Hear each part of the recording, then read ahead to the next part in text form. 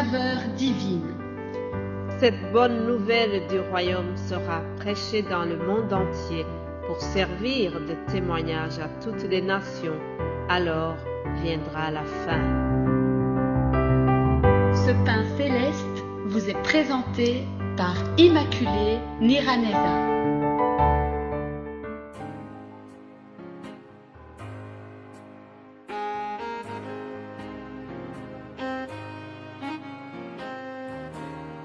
Je vous salue, très chers amis, frères et sœurs qui écoutent l'émission Saveur divine. Que la paix de Christ soit avec vous.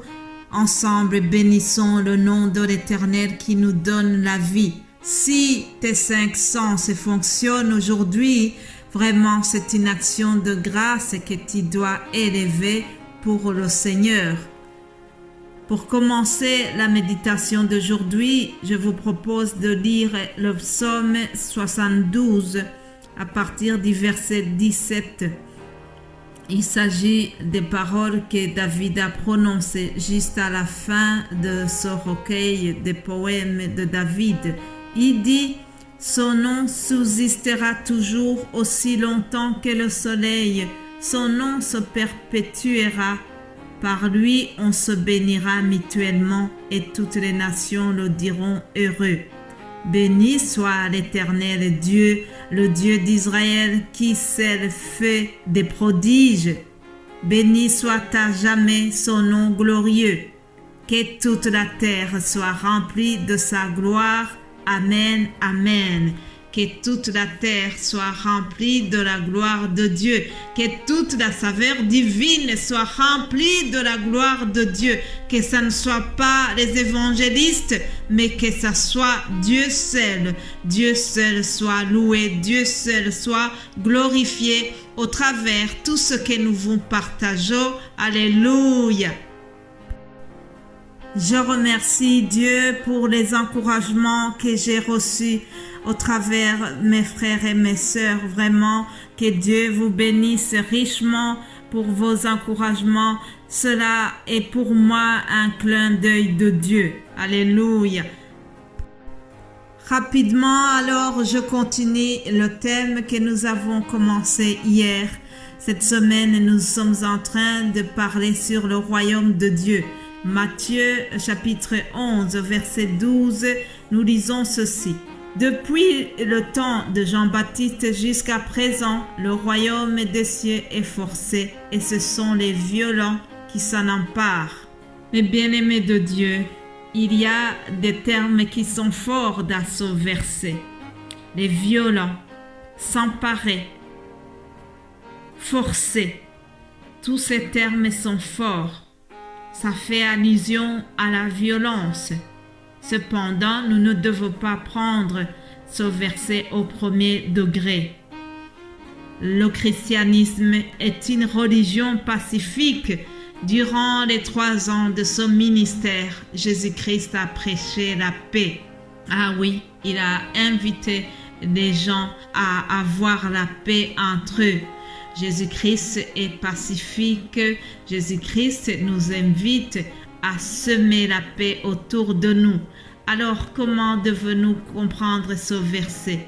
Tout simplement, le Seigneur veut nous dire que nous devons nous efforcer à la sanctification pour gagner le royaume de Dieu. D'ailleurs, le titre de ce message, j'ai donné comme titre « Le royaume des cieux s'obtient par la sanctification continue ». En effet, chers amis, pour gagner ce royaume, nous devons nous sanctifier tous les jours. Oui, pour gagner ce royaume, il faut revêtir de toutes les armes de Dieu afin de pouvoir tenir ferme contre les ruses du diable. Mes bien-aimés de Dieu, savez-vous, le diable est rusé, il veut toujours semer le trouble, il veut semer le doute dans nos pensées.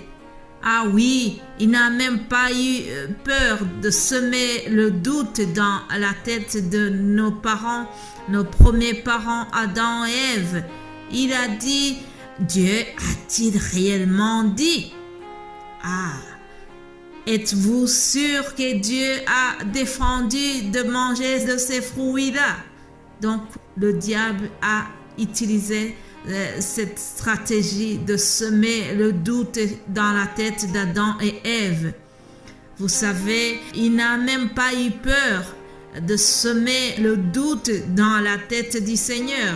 Souvenez-vous, lorsqu'il a tenté Jésus-Christ après les 40 jours de jeûne prière dans le désert, le diable a essayé de tenter le Fils de Dieu en le faisant douter sur son identité en tant que Fils de Dieu.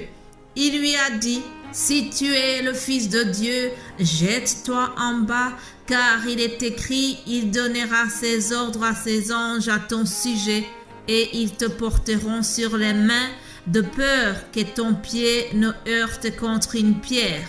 J'aime beaucoup la manière dont Jésus-Christ a réagi. Il n'a pas répondu: si, je suis le Fils de Dieu, je suis né miraculeusement de Marie la Vierge. Non, rien du tout de cela. Jésus-Christ a répondu par la parole de Dieu. Alléluia. Jésus-Christ a répondu en disant: il est écrit, tu ne tenteras point le Seigneur ton Dieu. Mes bien-aimés de Dieu, nous devons serrer la parole de Dieu dans notre cœur afin de ne pas pécher. Oui, c'est ce que David a dit dans le psaume 119. Je serre ta parole dans mon cœur afin de ne pas pécher contre toi. Il faut maîtriser la parole de Dieu afin de ne pas pécher, afin de pouvoir contourner les ruses du diable. C'est par la parole que nous pouvons résister au diable. Pour gagner le royaume des cieux, je m'efforce pour lire la Bible, je m'efforce de lire la parole de Dieu et de l'appliquer dans ma vie. En effet, il ne suffit pas seulement de la lire, mais il faut la vivre. Je m'efforce de vivre la Bible quand elle me dit que je dois fuir les passions de la chair. Je m'efforce de vivre la parole lorsqu'elle me dit que je dois travailler pour mon salut avec crainte et tremblement, non seulement quand je suis avec mes frères et sœurs, mais aussi quand je suis toute seule, là où il y a personne qui me regarde. Oui, c'est ce que Joseph a fait lorsqu'il était dans cette chambre avec la dame de Potiphar. Joseph craignait Dieu. Joseph craignait l'œil de Dieu. C'est pour cela qu'il n'a pas voulu se souiller. Il a refusé les honneurs de cette dame. Ah oui, il a gardé la sainteté. Bravo Joseph. Je m'efforce de vivre la parole quand je suis seule ou bien quand je suis avec les autres. Et pour notre sanctification, nous ne devons pas suivre tout ce que le monde nous propose. Vous savez comme moi que nous vivons au milieu d'une génération perverse qui est corrompue. Nous sommes appelés à briller comme des flambeaux portant la parole de vie au milieu de ce monde. Oui, chers amis, c'est possible d'être différent dans ce monde. Notre génération est corrompue.